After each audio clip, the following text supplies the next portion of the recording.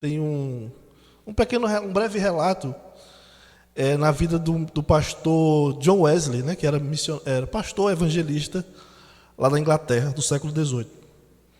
Aí diz que ele estava viajando com um general chamado James Oglethorpe, acho que é assim que fala. E ele estava muito irado, esse general estava com muita raiva de um dos seus subordinados, né, de um dos seus soldados ali. E aí aquele homem, um dos seus soldados, chegou para o general, e disse: general, por favor, me perdoe, seu general. E o general disse: eu nunca perdoo. Aí o pastor John Wesley virou para ele e disse: espero que você nunca peque. Espero que você nunca peque. De fato, o perdão não é uma questão muito fácil. Eu diria que perdoar é contracultural. Vai contra a nossa cultura. Não é uma característica da nossa cultura o perdão. Não é uma característica da nossa cultura pecaminosa um amor capaz de perdoar as ofensas e os erros dos outros contra nós. Essa semana, por acaso, eu vi uma matéria aqui, é uma matéria antiga, sobre um incêndio criminoso. Eu não lembro qual foi o lugar, mas aqui no Brasil, né? Um homem, na tentativa de se vingar da sua ex-mulher, ele vai até o prédio dela, no estacionamento, vai até o carro dela, da sua ex-mulher, joga álcool no carro e taca fogo no carro, naquela tentativa burra, imbecil, de ter algum tipo de vingança da sua ex-mulher. Geralmente isso acontece com homens que não aceitam a separação, né? E aquele fogo tomou conta de vários carros lá do estacionamento do prédio. Vários carros. Se eu não me engano, 11 carros foram afetados por aquele incêndio daquele carro. Mas o pior não era isso. A fumaça que se formou ali tomou conta de parte do prédio. E que acabou vitimando, né, uma pequena criança, Helena, de 4 anos, e o pai dela, Tiago. Morreram asfixiados. Ela morreu ali mesmo. E ele morreu, salvo engano, ele morreu no hospital dias depois. Lutando ali pela vida, mas acabou morrendo. Como vocês sabem, é no Brasil. Então, aquele homem foi preso, mas acho que no ano passado, a sua prisão foi convertida em prisão domiciliar. E, na verdade, é um prêmio, né? Você cometeu um crime e ficar em casa, você está proibido de sair de casa. Né? Para essas circunstâncias, é um prêmio. Mas o que eu quero destacar nessa história é porque 4 meses depois, a mãe de Helena, de 4 anos, esposa de Tiago, chamada Ju Faria, ela visitou o criminoso na cadeia, 4 meses depois, e disse que perdoava ele, pelo que ele fez. Veja que a ideia daquele homem era se vingar da sua ex-mulher, mas acabou atingindo outras pessoas, materialmente, né? Perda de carros ali, e através das mortes ali. Então ela foi na cadeia para perdoar aquele criminoso. Então, como eu disse, o perdão no mundo ele é contracultural. Histórias assim acontecem. Vocês devem lembrar de alguma outra história de pessoas que perdoaram alguém dessa forma. Eu lembro de uma história de uma mulher que perdoou o homem que matou seu filho. Pouco tempo depois que o homem foi preso, ela foi lá diante dele e disse: eu te perdoo. Eu quero que Jesus converta o seu coração. Né? E orou por ele. Mas isso é algo que é contracultural, não faz parte do mundo que a gente vive. Por quê? Nós somos cercados por pessoas que esperam outro tipo de atitude. A vingança, a justiça com as próprias mãos. Então, se fosse eu não ia perdoar, não. Se fosse eu ia desejar que aquele homem fosse solto. Mas para outra coisa, para que eu faça a justiça. Já que a justiça do nosso país não faz nada, eu vou fazer alguma coisa. O perdão, ele é contracultural porque ele é esperado de pessoas que são como Jesus. O perdão não é esperado de pessoas que não conhecem a Jesus. Eu quero convidar os irmãos a abrirem as suas Bíblias em Colossenses capítulo 3. Colossenses capítulo 3, versículo 13. Colossenses 3 e 13.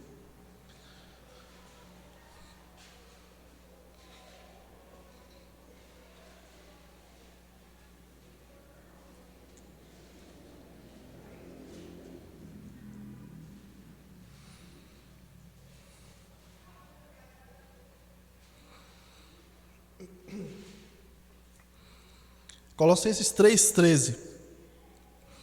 Suportai-vos uns aos outros, perdoai-vos mutuamente, caso alguém tenha motivo de queixa contra outrem.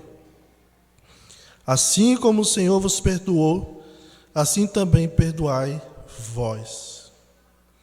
Então, no último sermão, meus irmãos, nós intitulamos a mensagem de... nós colocamos como título da mensagem, Construindo Relacionamentos Saudáveis. Essa é a segunda parte dessa mensagem, Construindo Relacionamentos Saudáveis. Na semana passada nós falamos que relacionamentos saudáveis são construídos com pessoas que nasceram de novo. De acordo com o versículo 12, a primeira parte, ele diz: como eleitos de Deus, santos e amados, nós precisamos nos revestir de quê? Misericórdia, bondade, humildade, mansidão e longanimidade. São características próprias daqueles que nasceram de novo. Relacionamentos saudáveis, especialmente relacionamentos cristãos, são estabelecidos por pessoas que nasceram de novo, que são como Jesus. E nós vimos também, nas aplicações, que os relacionamentos saudáveis são construídos com pessoas comprometidas em ser como Jesus, que não agem por impulsos pecaminosos e por pessoas interessadas em servir umas às outras, né? Então, relacionamentos saudáveis não é uma busca por satisfação pessoal, mas por servir a outros, ajudar a outros. Tudo isso nós aprendemos semana passada. Nas nossas traduções, quando a gente lê aqui o versículo 2 e o versículo 13, nós temos aqui 3 imperativos, né? O que é um imperativo? É um verbo que emite uma ordem, não é isso? Então, faça isso. Tome água. A mãe diz para a filha, vai colocar o lixo lá fora. Isso é uma ordem, não é um pedido, né? A não ser que pense assim, se tu puder, coloque uma água para mim, naquele copo que eu gosto.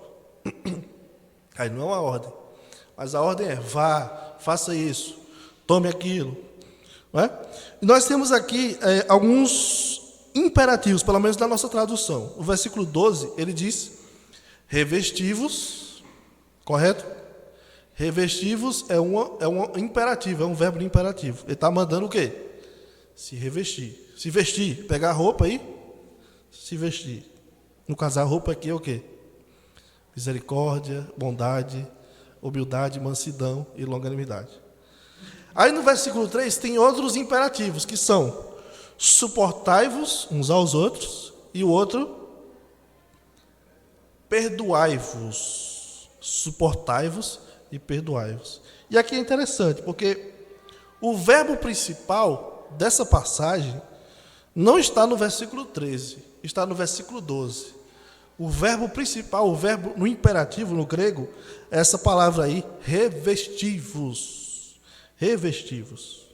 E os outros dois verbos, que está no versículo 13, suportai-vos, perdoai-vos, eles não são imperativos no grego, eles são verbos, são particípios. Os particípios, quando a gente traduz um particípio do grego para o português, geralmente a gente traduz como gerúndio. Né? Como é que se escreve um gerúndio? De suportar. Suportando. E o gerúndio de perdoar. Perdoando. Então o verbo principal é revesti-vos como eleitos de Deus. Aí pula para o versículo 13. Como?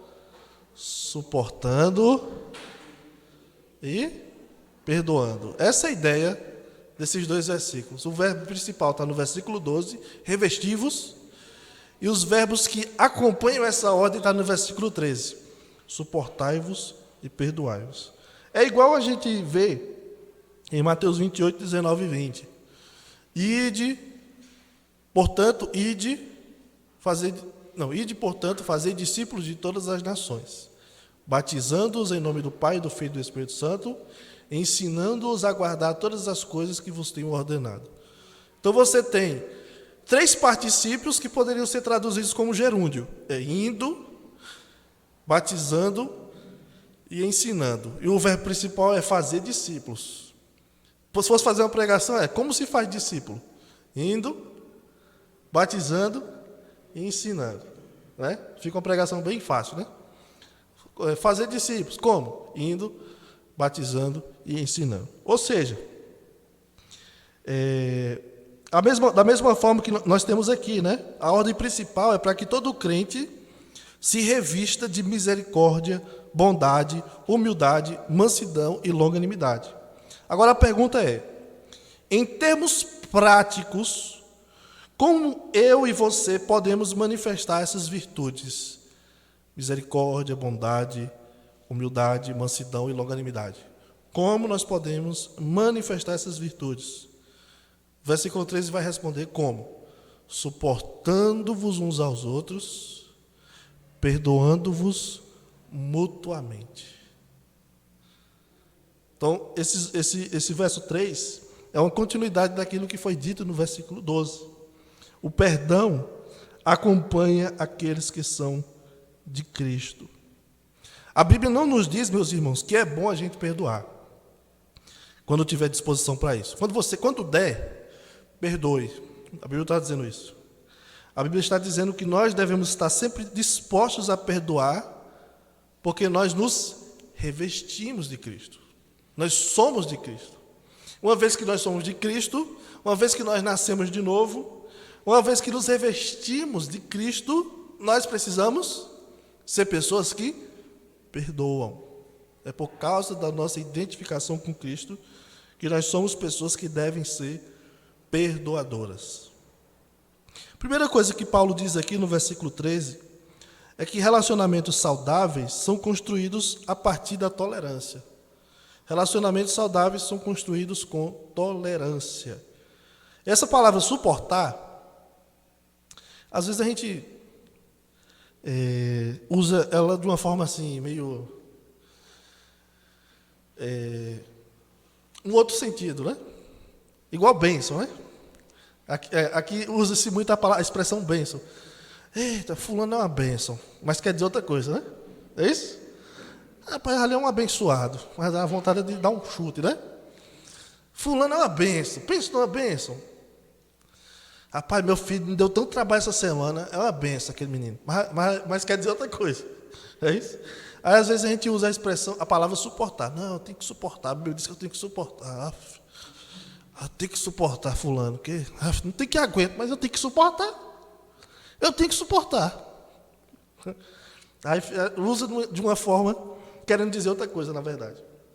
A palavra suportar significa manter-se firme, sustentar ou carregar. Por exemplo, lá em 1 Coríntios capítulo 4, versículo 12, Paulo diz assim: quando perseguidos, suportamos.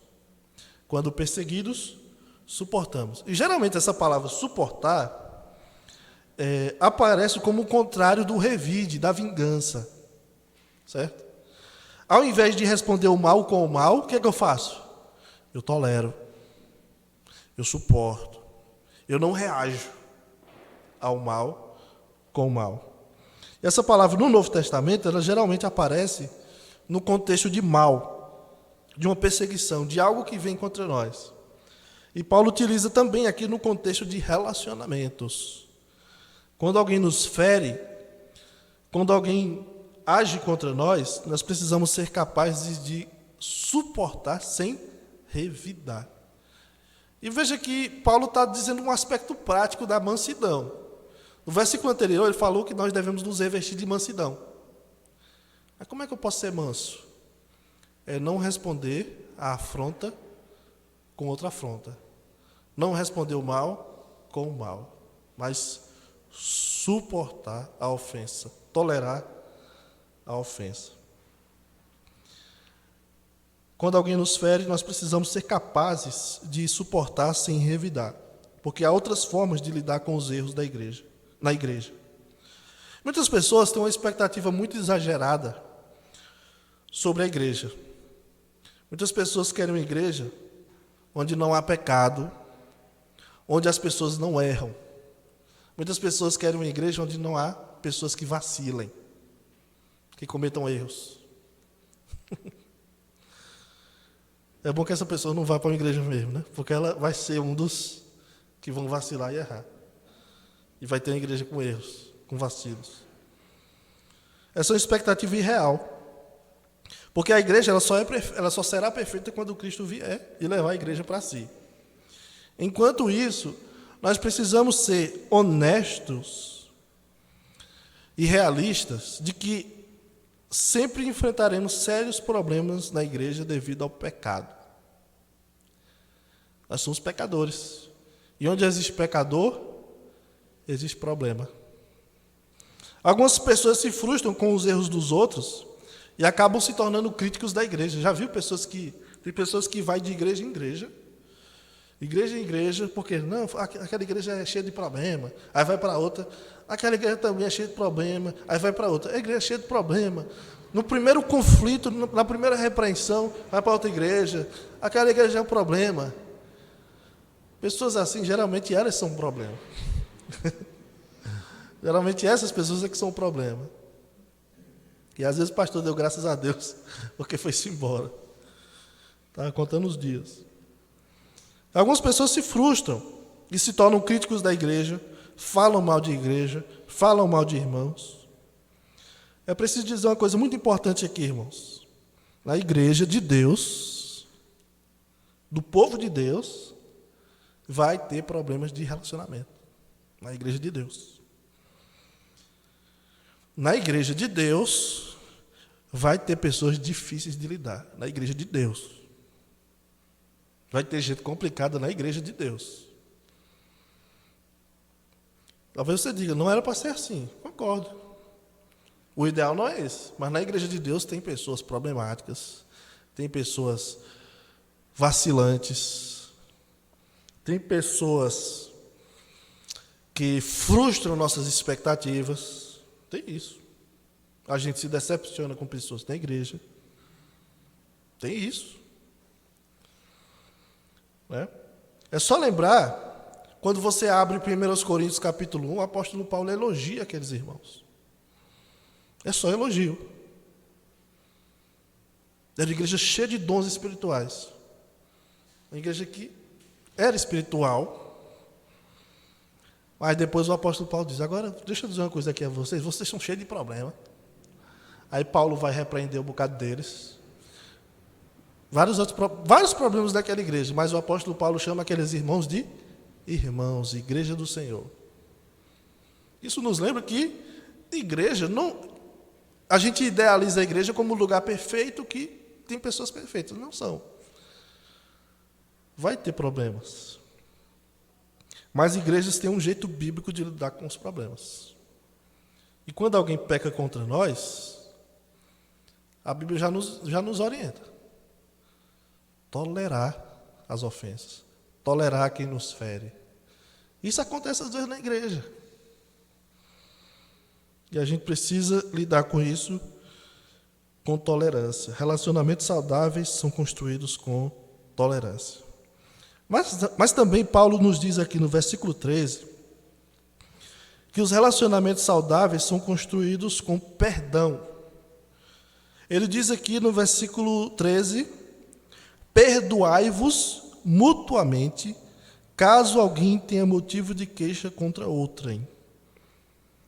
Veja que Paulo diz, em primeiro lugar, que o perdão não é para pessoas espiritualmente superiores. Isso aqui é interessante. Algumas pessoas, sobre perdão, quando a gente fala de perdão, dizem assim: poxa, fulano perdoou aquilo ali, só ela foi capaz mesmo, só ele foi capaz mesmo, porque eu não seria capaz de perdoar assim não. Aí outros dizem: não, fulano só pôde perdoar porque é maduro. Não presidente, é maduro. Tem crescido, essa pessoa, esse irmão, essa irmã tem crescido bastante espiritualmente, então foi capaz de perdoar. Mas eu ainda não evoluí o suficiente para perdoar. Paulo não faz essa distinção. O perdão não é para pessoas espiritualmente superiores. O perdão é para todos. Ele diz aqui para a igreja: perdoai-vos mutuamente. Perdoai-vos mutuamente. Um detalhe é que ele não diz o que é imperdoável nas relações. Isso indica o quê? Isso é simples. Não tem problema na igreja que não possa ser perdoável. Não tem. Não tem problema na igreja que o perdão não resolva. Paulo diz que essa é uma responsabilidade de toda a igreja, não de alguns. Perdoar não é para alguns, é para todos. Perdoar deve ser uma disposição do coração de todo cristão, não de alguns. Perdoai-vos mutuamente. Outra coisa que ele acrescenta: perdoai-vos mutuamente, caso alguém tenha motivo de queixa contra outrem. Ele diz que nós devemos perdoar quando nós temos algum motivo de queixa contra outras pessoas, quando a gente sabe que alguém falhou conosco, nós precisamos estar prontos para perdoar. Veja que é interessante aqui, ele não está dizendo que nós devemos perdoar as pessoas quando elas nos pedem perdão.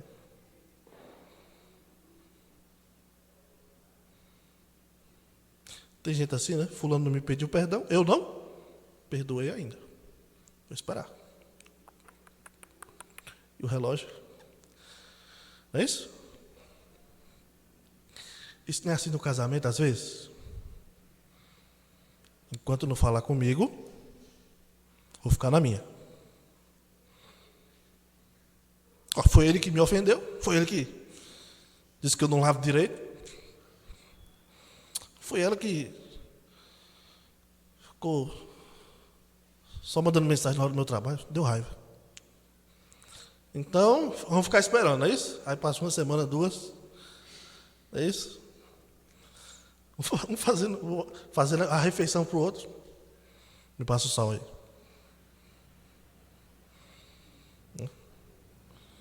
Eu tenho mais carne.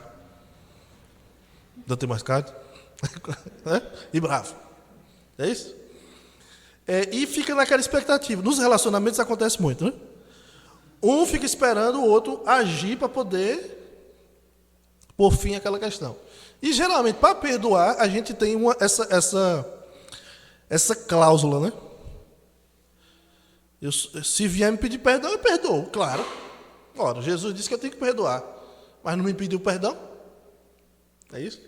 Diz que a Bíblia ela não trata as coisas assim. O perdão já tem que ser dado no coração. E isso assim, é uma coisa que a gente falha muito, né? O Senhor Jesus falou lá em Mateus 18, se um irmão pecar contra ti, o que é que você faz? Vai arguir entre ti e ele. Vocês, né? Qual é a ideia? Fulano, tu me ofendeu. Vice? Tu fez algo contra mim. E você já vai em busca da resolução. Mas normalmente, né? Fulano me ofendeu. E muitas vezes o irmão nem sabe que ofendeu, né? Tem isso também. Tem irmão na igreja que fica com raiva do outro, sem o outro saber. É isso? Aí chega na igreja, ei, irmão José, abençoado, boa noite, irmão. Aí, irmão José, boa noite. O que foi com o irmão José? Ô José, tá tudo bem? Tá. Tá tudo bem mesmo? Não, irmão, é que tem algumas pessoas, né? Mas, se a pessoa se sentiu ofendida, vai falar com o outro, né, para tentar resolver. Mas já vai com o perdão na mão. A gente não pode perdoar só quando a pessoa nos pede perdão. Isso também acontece muito no casamento, né? O perdão já foi dado. Só estão com vergonha de resolver ali, porque um não quer dar o braço a torcer, né? Mas já foi dado o perdão. Agora é só abraçar. Então, a fala de Paulo aqui sugere que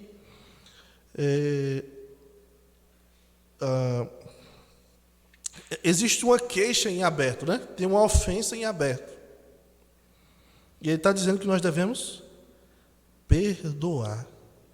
Caso alguém tenha motivo de queixa contra outrem, perdoem. Perdoem. Terceiro lugar, Paulo diz que nós devemos perdoar assim como o Senhor vos perdoou. Devemos perdoar assim como o Senhor vos perdoou. É o que ele diz no final do versículo 13. O que é perdoar, irmãos? A palavra perdoar é interessante. É uma palavra grega. Eu vou mencionar ela. A palavra grega é harizomai. Harizomai, certo? A palavra graça é haris. Haris e perdoar, harizomai. Então, graça, haris, perdoar, harizomai. Perdoar tem a palavra graça como parte dela. É interessante. Isso é revelador. Exclusivo. Né? A palavra de Deus nos diz que perdoar é agir com graça com o outro a despeito do que ele fez contra mim. Agir com graça. Isso é revelador por quê? Porque isso aqui é o Evangelho. Perdoar é oferecer graça a quem nos feriu. E o padrão aqui do perdão é o perdão de Deus para nós por meio de Jesus Cristo.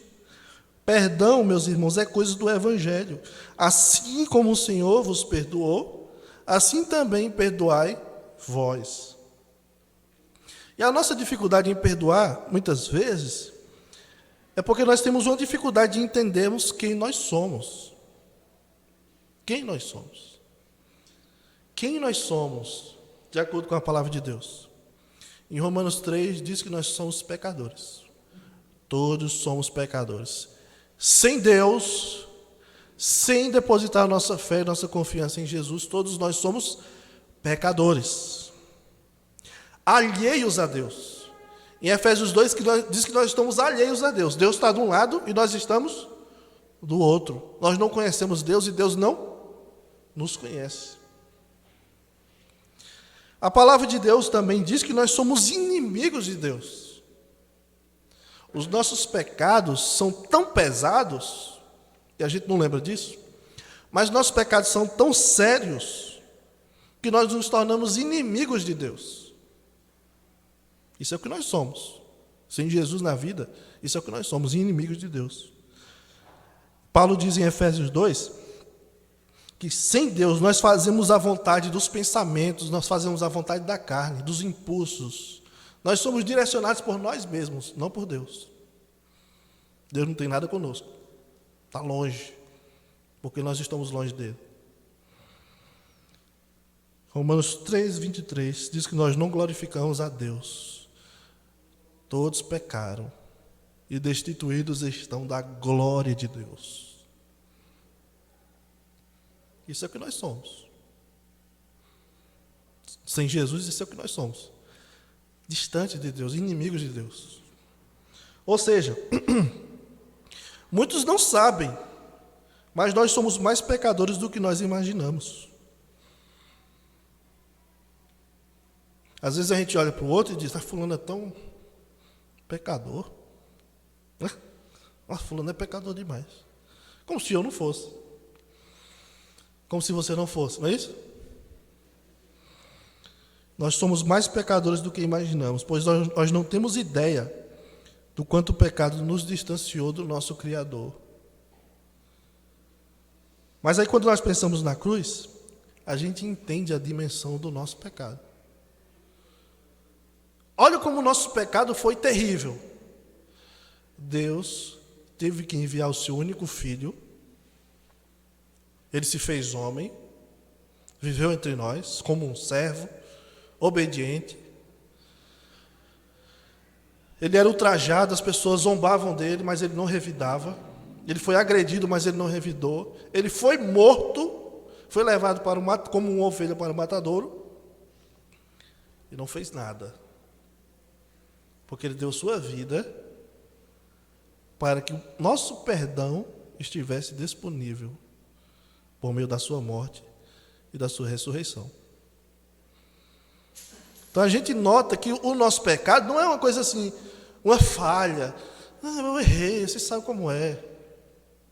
Um jogador famoso aí traiu a namorada, grávida. Não, eu errei, quem não erra? Eu errei, quem não erra? O camarada traiu a namorada, grávida. Eu errei, quem não erra, né? A gente minimiza muito o pecado, chama de erro, de distúrbio, vacilo. Eu traí minha mulher por 10 anos, mas foi um deslize. 10 anos. Um deslize. Então a gente minimiza muito o pecado. O pecado é terrível. Tão terrível que Jesus morreu numa cruz por causa dos nossos pecados. Não foi apenas um erro de Adão ao comer o fruto, mas algo que nos distanciou de Deus por toda a eternidade. De forma que Deus enviou seu Filho para morrer em nosso lugar, o justo pelos injustos, a fim de que nós pudéssemos receber o perdão de Deus por sua graça. Efésios 2:8 diz, porque pela graça sois salvos mediante a fé, e isto não vem de vós, é dom de Deus. Por que é um dom de Deus? Porque o homem estava perdido. Nós estávamos perdidos, sem chão. Miseráveis, desgraçados no mundo.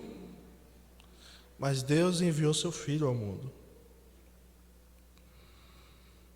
Em Cristo nós fomos reconciliados. Ou seja, na cruz Jesus morreu na cruz por pecadores miseráveis, que não mereciam perdão de Deus. Jesus deu a sua vida pelos inimigos de Deus, para que eles se tornassem amigos de Deus, recebessem o perdão de Deus. A nossa dificuldade em perdoar, muitas vezes, é porque nós não compreendemos a imensidão do amor de Deus por nós, pecadores. O que foi que Deus fez comigo? Deus morreu na cruz, Jesus morreu na cruz por mim. Sem reclamar. E quando a gente lê os evangelhos, Jesus está caminhando em direção a Jerusalém, né? A narrativa é Jesus andando em direção a Jerusalém, para ser morto. E ele não retrocede. Ele vai. Porque ele vai em busca do perdão do pecador. Nós. Aí a gente diz, eu não consigo perdoar fulano. Eu não consigo perdoar. Não dá, o perdão não é para mim. Que conversa? É para nós mesmos, que fomos alvos da graça de Deus. Nós temos que ser capazes de perdoar. Não tem outra. Porque um cristão diria que não se pode perdoar alguém. Se ele mesmo foi perdoado por Cristo, mesmo sendo um pecador. O pastor Almir tem uma frase dele, ele diz assim: dispensar perdão não depende de como nós nos sentimos. A pessoa, não, mas eu não me sinto ainda preparado para perdoar. Não me sinto pronto. É igual a pessoa que diz assim: olha, eu já entendi que eu sou um pecador, que eu preciso de Jesus, eu preciso crer nele como meu Senhor e Salvador, que eu preciso me arrepender dos meus pecados e preciso segui-lo. Eu sei disso, mas ainda não estou me sentindo pronto para tomar essa decisão. E por que não é questão de se sentir pronto? Uma pessoa que diz isso, daqui a pouco ela pode morrer e ir para o inferno,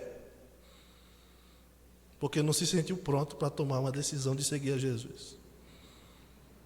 Não é? A pessoa diz: eu vou perdoar quando eu me sentir em paz. Nós temos que perdoar. A paz vem depois. O sentimento bom vem depois. Primeiro a gente perdoa. Fulano, você está perdoado. Você está livre. O que você fez comigo, esquece. Acabou. Vai ficar no passado. Vamos daqui em diante.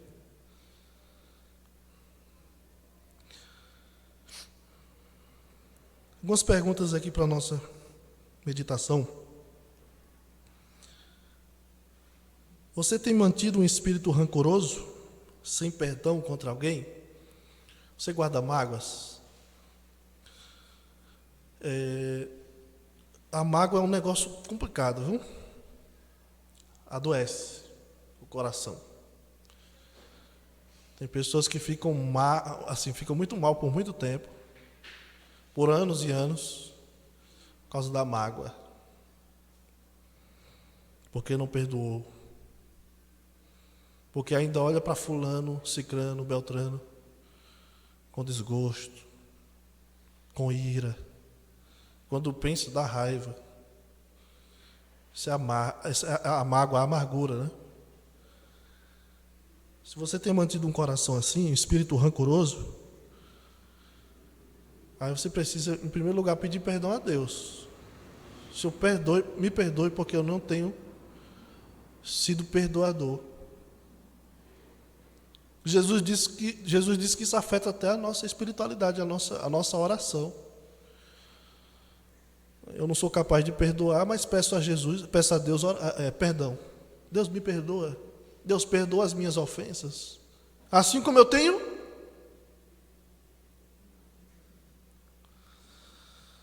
Aliás, Senhor, assim como eu não tenho perdoado, né? Eu não tenho perdoado, na verdade.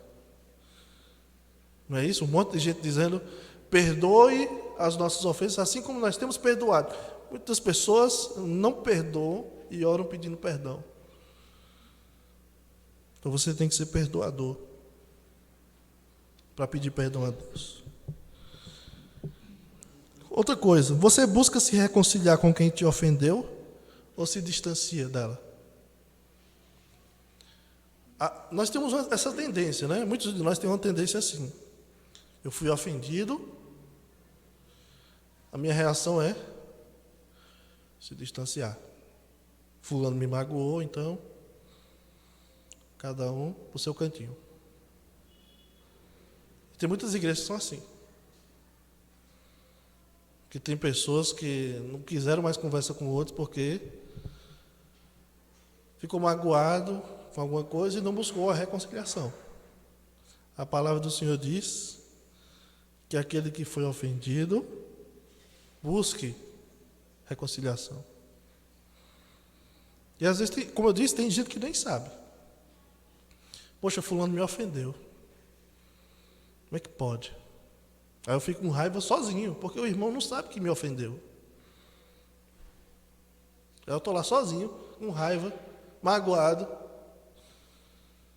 Né? Ele me chamou de careca. Como é que pode? Ele diz que eu estou ficando calvo, que eu tenho que passar minoxidil na cabeça para crescer. Aí a pessoa fica com raiva, né? É igual piada. Eu sou piadeiro, né? Eu gosto de brincar assim com os irmãos. Aí a pessoa ficou com raiva, eu não vou saber, não. Eu vou continuar passando por cima. Eu não quero nem saber. A piada vem pronta. Ele está falando, ficou com raiva. A piada vem, mais piada. Até que a pessoa diga, olha, faz não. Aí eu digo, beleza. Né? Tinha um irmão no seminário que ele gostava de fazer piada com todo mundo. Aí uma vez a gente fez umas piadas com ele lá e ficou com raiva. Eu digo, gente, tu fica bullying com todo mundo. Aí quando é que tu acha ruim? Aí foi pior. Aí os caras continuaram. Bullying gospel, né? Não faça isso em casa. Mas é isso. Busque se reconciliar com quem te ofendeu, ao invés de se distanciar. E quando ofendido, meus irmãos, lembre de sua condição diante de Deus e do perdão em Cristo. Qual é a nossa condição diante de Deus? Pecadores, miseráveis, distantes de Deus, alheios de Deus, inimigos de Deus. Mas Deus enviou seu Filho por amor a nós, para nos perdoar. Enviou seu Filho para morrer em nosso lugar, para que o perdão de Deus estivesse disponível a todo aquele que nele crê. E de repente você está aqui nessa noite e não tinha entendido isso ainda. Tinha entendido tudo, só não tinha entendido uma coisa. É necessário crer que Jesus morreu pelos meus pecados e ressuscitou ao terceiro dia. E por causa disso eu preciso me arrepender dos meus pecados e seguir a Jesus. Talvez você entendeu tudo do Evangelho, muita coisa da Bíblia, mas não tenha entendido isso ainda, que eu falei agora. Deus está de braços abertos para te perdoar dos seus pecados. O que você precisa fazer é confessá-lo. Eu sou um pecador. Eu sou uma pecadora. Eu quero seguir a Jesus. Eu me arrependo dos meus pecados. De repente, se é seu caso hoje, você quer entregar a sua vida a Jesus, você pode levantar a sua mão e a gente pode orar por você hoje. Certo? Você levanta a sua mão e diz, eu quero que ore por mim. Eu quero seguir a Jesus. Eu quero ser um crente em Cristo Jesus. Como alguns brincam, né? É brincadeira, né? Eu quero ir para a lei dos crentes, mas não tem lei dos crentes. A lei é ser discípulo de Jesus. Se é seu caso hoje, entregue a sua vida a Ele. Você pode levantar a sua mão ou pode depois nos procurar e dizer, pastor, irmão, fulano, eu quero seguir a Jesus. Me explica um pouco mais para que eu possa fazer isso. Bom, que Deus nos abençoe. Senhor Deus, nós pedimos, Pai, Tua graça na vida de cada um dos que estão aqui, Senhor, que o Teu Evangelho transforme nossas vidas, continue a transformar nossas vidas, Deus, a ponto de sermos pessoas prontas a perdoar, assim como fomos perdoados por meio de Jesus. Ajude, Deus, aqueles que ouviram a Tua palavra, que ainda não tomaram essa decisão importante de seguir a Jesus. Que Teu Santo Espírito incomode seus corações. E ainda hoje, Deus, não saiam daqui sem se render aos Teus pés. Em nome de Jesus nós oramos. Amém.